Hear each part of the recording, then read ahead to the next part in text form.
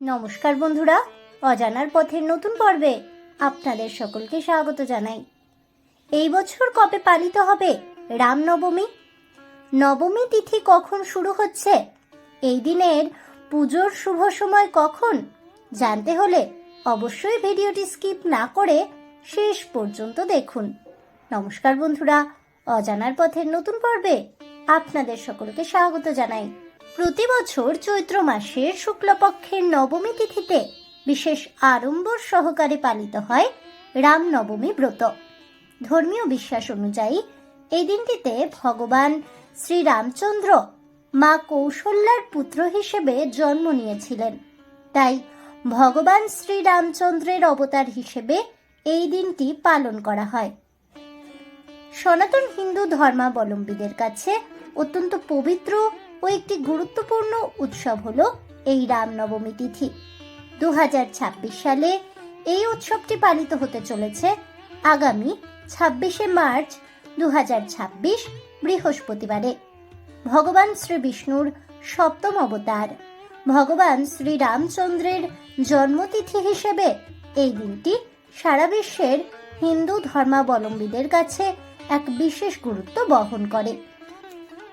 হিন্দু পঞ্জিকা অনুসারে 2026 সালের চৈত্র মাসের শুক্লপক্ষের নবমী তিথি শুরু হচ্ছে আগামী 26শে মার্চ বেলা 11:48 এবং এই তিথির সমাপ্তি হবে আগামী 27শে মার্চ সকাল 10:06।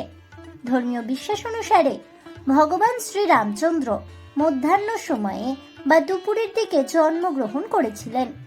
সেই অনুযায়ী 2026 সালের রামনবমী পুজোর সবচাইতে শুভ মুহূর্ত বা মধ্যাহ্ন মুহূর্তটি হল আগামী 26শে মার্চ বেলা 11:13 থেকে দুপুর 1:41 পর্যন্ত।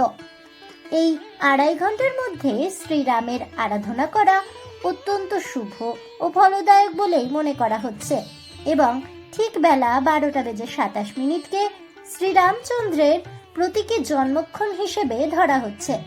তবে উল্লেখ্য যে ইস্কন ও বৈষ্ণব মতাদর্শ অনুসারীরা আগামী 27শে মার্চ শুক্রবার রামনবমী ব্রত পালন করবেন।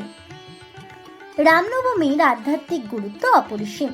ভগবান শ্রীরামচন্দ্রকে মর্যাদা পুরুষোত্তম বলা হয়, যার অর্থ তিনি হলেন আদর্শ পুরুষ এবং ধর্মের মূর্ত প্রতীক।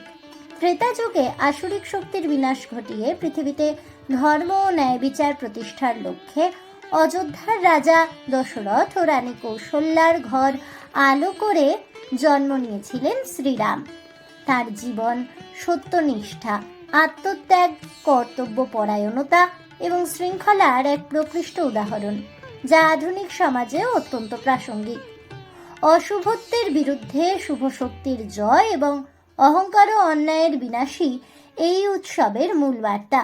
এছাড়াও এই দিনটি চৈত্র নবরাত্রির 9 দিনের উৎসবের সমাপ্তিকেও নির্দেশিত করে। এই দিনটিতে ভক্তরা খুব ভোরবেলা ঘুম থেকে উঠে স্নান সেরে শ্রীরামচন্দ্রের বন্দনায় লিপ্ত হন। অনেকে সারাদিন উপবাস ব্রত পালন করেন এবং মধ্যাহ্ন মুহূর্তের পুজো সমাপনের পর উপবাস ভঙ্গ করেন। শ্রীরামচন্দ্রের জীবন আধারিত মহাকাব্য রামায়ণ পাঠ করা হয় এই বিশেষ দিনে এবং বিভিন্ন মন্দিরে শ্রীরামের মূর্তি সহ বর্ণাঢ্য শোভাযাত্রা বা রথযাত্রার আয়োজন করা হয়। বিশেষত অযোধ্যায় শ্রীরামের জন্মভূমিতে এই উৎসবটিকে কেন্দ্র করে লাখো লাখো মানুষের সমাগম ঘটে এবং সরজু নদীতে পবিত্র স্নান সেরে ভক্তেরা নবনির্মিত রাম মন্দিরে শ্রীরামের দর্শন করেন। আজ এ পর্যন্তই। তাহলে বন্ধুরা, 2026 সালের বাংলার 1432 সনের এই রামনবমী ব্রত কবে পালিত হতে চলেছে? শুক্লপক্ষের নবমী তিথি কখন শুরু হচ্ছে, কখন শেষ হচ্ছে? শ্রীরামচন্দ্রের আরাধনার শুভ মুহূর্ত কখন রয়েছে? রামনবমী পুজোর শুভ তিথি দিনক্ষণ সম্পর্কে বিস্তারিত জেনে আপনাদের কেমন লাগলো অবশ্যই আমাকে কমেন্টে জানাবেন। ভিডিওটি ভালো লেগে থাকলে লাইক শেয়ার করতে ভুলবেন না। আমার চ্যানেলের নতুন বন্ধু হয়ে থাকলে চ্যানেলটিকে সাবস্ক্রাইব করে দেবেন। পাশে থাকা বেল বাটনটি প্রেস করে রাখবেন নতুন ভিডিওর নোটিফিকেশন পাওয়ার জন্য। ফিরে আসছি পরবর্তী ভিডিও নিয়ে। ততক্ষণ সবাই ভালো থাকুন, সুস্থ থাকুন, আর অবশ্যই সঙ্গে থাকুন আর দেখতে থাকুন অজানার পথে।